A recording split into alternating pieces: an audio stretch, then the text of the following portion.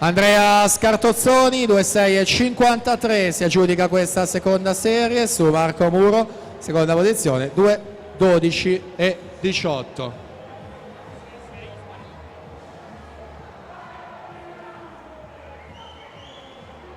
Allora attenzione, c'è un annuncio squalifica in questa serie appena conclusa, atleta in corsia